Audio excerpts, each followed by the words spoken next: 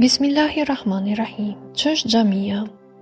Xhamia është shtëpia e Allahut. Xhamit I janë kushtuar vetëm Allahut, prandaj mos ju lutni askujt krahas Allahut. Që diçka të jetë e Allahut të madhëruar dhe t'i përkas atij, kjo do të thotë se kjo diçka është një e mirë absolute. Kjo diçka është përfaqësuese e boshtit të udhëzimit dhe të qetësisë së Allahut, që zbrit në qiellin e kësaj bote, të mbuluar prej rreve, të iluzionit dhe të hutisë. Që diçka të jetë e Allahut të madhëruar dhe t'i përkas atij, do të thotë që kjo diçka të jetë burim prej të cilit njeriu përfiton shumë dhe shuan etin e tij të madhe në shkretëtirën e jetës. Kjo ndodh në atë rast kur diçkaja I përket Allahut të madhëruar, por ne nuk kemi të bëjmë më thjesht me diçka që I përket Allahut, por kemi të bëjmë me shtëpinë e vetë Zotit, ashtu siç e gjejmë të përmendur në transmetime të ndryshme. Transmetohet për Imam Sadikut, paqja e Zotit qoftë mbi të, citohet: "Frekuntoni sa të mundni xhamit, sepse ato janë shtëpitë e Allahut në tokë. Ata që I frekuentojnë ato, fizikisht të pastruar, Allahu I madhëruar do t'i pastrojë prej gjunaheve dhe do të konsiderohen prej vizitorëve të tij. Faluni sa më shumë të mundni dhe dërgoni sa më shumë salavat."